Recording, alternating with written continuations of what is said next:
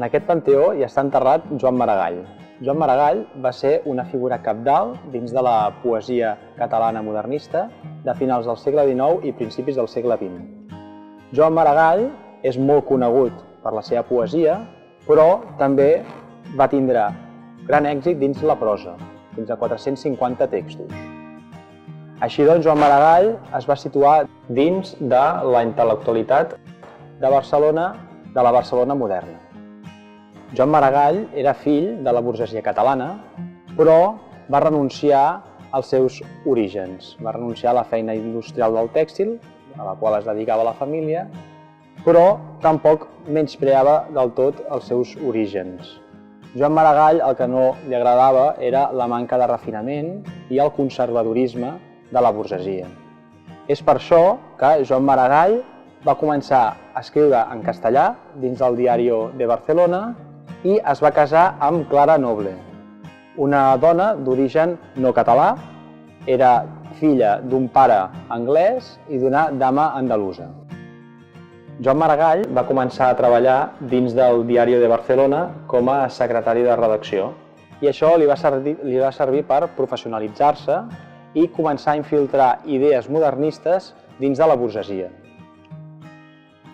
L'any 1893 va ser un any decisiu per Joan Maragall per dos aspectes.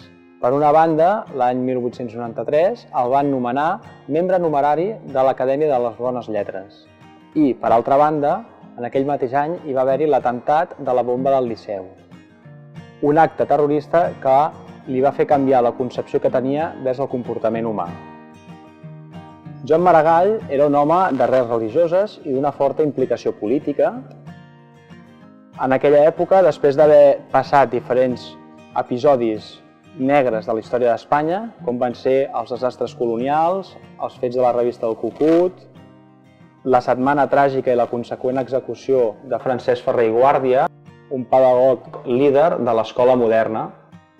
Tot i no pertànyer a cap partit polític, Joan Maragall va començar a promoure, a partir de les seves poesies i els seus textos, el concepte del iberisme, una major entesa entre els diferents pobles o llengües que són Portugal, Castella, el País Basc i Catalunya, amb la finalitat que hi hagués una major entesa entre els diferents pobles.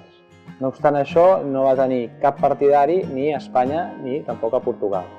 Joan Maragall va morir l'any 1911, a l'edat dels 51 anys, després de patir una estranya malaltia. Clara Noble, la seva dona, també està enterrada aquí, tot i que la seva família tenia una sepultura en aquest mateix cementiri, i Joan Maragall va passar a ser català il·lustre per l'Ajuntament de Barcelona. Normalment, cada mes de febrer, aquí es celebra la festivitat de l'Ametller Florit, on es recorda la vida i l'obra de Joan Maragall.